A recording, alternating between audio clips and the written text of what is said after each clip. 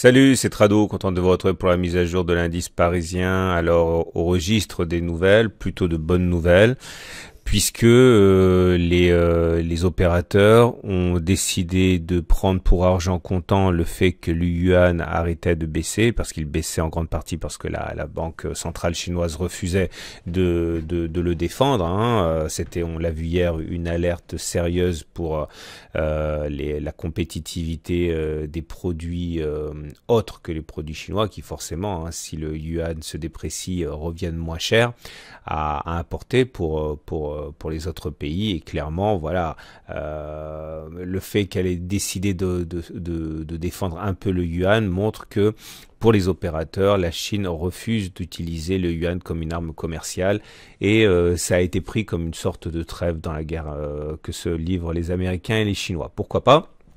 En tout cas, nous avons une belle séance de hausse à 2,3%, c'est suffisamment rare pour être signalé. On verra les raisons techniques qui abondent dans l'explication de cette hausse. Pour l'instant, graphiquement parlant, je reparlerai de ça un petit peu plus tard, mais on avait un support ici qu'on avait identifié qui était un support Ishimoku. Et puis surtout, on vient mourir, enfin pas mourir, c'est trop terne, on vient exploser et le gap des 5315, 5350.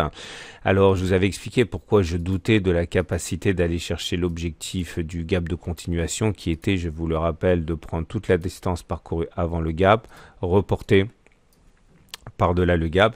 Ça donnait un objectif qui était d'aller chercher les 5211. Au plus bas, on a fait 5228, donc on a loupé l'objectif de quelques points. Mais le plus important, c'est que on a réussi à clôturer au-dessus de ce gap, qui est un signal haussier. On a réussi à clôturer également au-dessus de la résistance journalière des 5342, 5366. Bon, c'était une résistance faible, parce que c'est une résistance journalière, c'est pas une résistance hebdomadaire, mais tout ça, c'est un signe de force, et du coup, je vais enlever tout ça, comme ça, on y verra un petit peu plus clair. Et on a du mal à imaginer que dans ce contexte, on ait fait les plus hauts, puisqu'on est vraiment bien parti. Je ne peux absolument pas écarter pour l'instant la possibilité qui était en fait mon scénario privilégié d'aller chercher le support hebdomadaire. Le problème, c'est qu'il y a eu un grain de sable, et le grain de sable, j'en ai parlé hier, c'est le DAX, parce que le DAX est un marché moteur, comme vous le savez, et le DAX, lui, est venu chercher, on est en données hebdomadaires, on est venu chercher justement l'équivalent du support hebdomadaire que je visais sur le journalier, c'était le plus bas avant l'impulsion haussière majeure là, et donc à partir de là, les investisseurs allemands ont poussé, et comme le CAC est suiveur par rapport au CAC 40, il est possible qu'on n'aille plus chercher ce support hebdomadaire. Je sais pas trop. On va suivre de près. Et pour l'instant, voilà où on en est. On a toujours des obstacles au-dessus de nous, les 5406 qui correspondent à l'obstacle Ishimoku, et les 5450, 5500 qui correspondent à un gap qui a été ouvert, et également une résistance journalière. Je n'écarte absolument pas la possibilité d'aller tester ça. On verra si on arrive à passer ça comme du beurre ou si ça bloque. En tout cas, je propose également de mettre des Fibonacci pour mesurer la remontada depuis la jambe de baisse à laquelle on a assisté là, depuis le 25 juillet. Voilà ce que je considère. Nous avons maintenant... Alors attendez, je vais enlever toutes les couleurs parce qu'après on ne s'y reconnaît plus. Voilà. Allez chercher les 38,2% de Fibonacci maintenant qu'on a cassé les 23,6%, c'est tout à fait possible. Donc là, on aura une zone sur laquelle des baissiers vont intervenir. Est-ce qu'ils vont l'emporter aussi facilement que ça? Je ne sais pas, mais en tout cas, il y aura sans doute des difficultés ici, une rugosité entre 5400, 5397 et 5407. Ceux qui veulent spéculer à la hausse, à mon avis, attendront que l'on revienne un petit peu sur les 23,6 pour acheter, pour viser les 38,2%. Ceux qui veulent spéculer à la baisse, en utilisant les Fibonacci, bien sûr, feront l'inverse. Ils attendront que l'on échoue sur les 38,2 avec un chandelier japonais de bonne facture pour aller viser les 23,6, voire même le plus bas de la jambe de baisse.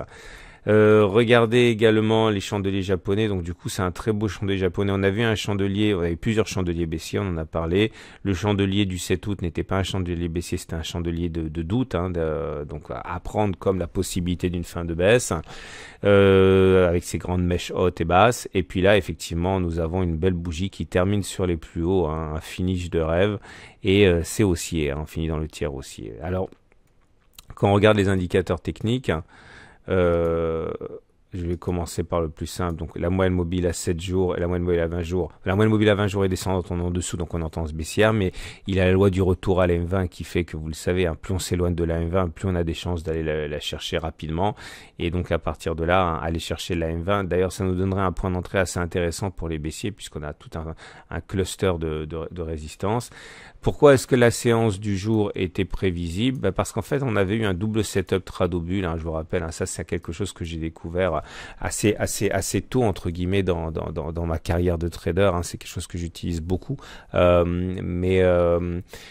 L'idée, c'est que voilà, on avait eu deux clôtures en dessous de la Bollinger inférieure sans la toucher. Quand on a ça, généralement, on inscrit un plus bas marginal ou même pas, et puis on réintègre les bandes de Bollinger. Une fois qu'on réintègre les bandes de Bollinger, le prochain objectif, je l'ai dit, c'était d'aller chercher la M7.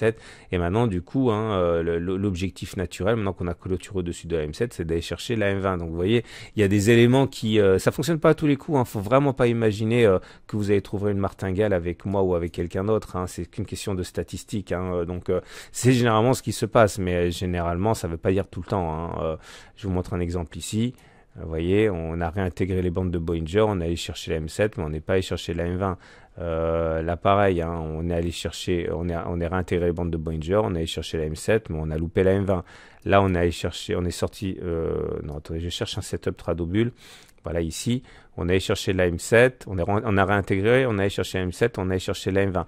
Donc, normalement, quand on a un setup Tradobull, on va chercher la M7 et souvent la M20. Donc, du coup, voilà, pour spéculer à la baisse, malgré l'objectif du gap, j'en avais déjà parlé hier, ça me semblait un petit peu dangereux, donc c'est pour ça que je ne l'ai pas fait. En tout cas, moi, je me ferai un plaisir d'attendre de voir la réaction sur le gap des 4550, 5500 pour éventuellement à ce moment initier le short qui me permettra de viser ce support hebdomadaire qui m'embête. Voilà. D'ailleurs, je vous remercie encore une fois pour deux raisons. Je vais le dire parce que c'est important pour moi et j'apprécie énormément les messages que vous m'envoyez d'encouragement, qui me disent que vous progressez en analyse technique. Ça a l'air de rien comme ça parce que voilà, c'est qu'un mot, mais moi ça me fait vraiment plaisir de savoir que vous progressez en analyse technique. Et deuxième chose, j'apprécie énormément ceux qui font l'effort de me mettre des plus sur ma vidéo YouTube. J'ai déjà expliqué, je digresse un petit peu, mais c'est important pour moi pour le coup parce que j'ai pas de budget publicitaire. Hein. La plupart de mes confrères mettent un budget YouTube, c'est pour ça qu'ils arrivent bien classés. Et une façon pour moi de rivaliser avec ces budgets pubs que les autres ont et pas moi parce que moi ça reste quand même un hobby, le blog, voilà, les plus me font monter dans le référencement. Voilà, désolé de vous avoir fait perdre votre temps. Je reviens à mon graphe et du coup vous l'aurez compris, les indicateurs techniques sont aussi commence à basculer aussi, hein. Le stochastique délivre un signal, le MACD0 aussi, le CCI sort de sa zone de survente, c'est un signal haussier, le RSI aussi, bon tout ça sont des signaux haussiers, hein.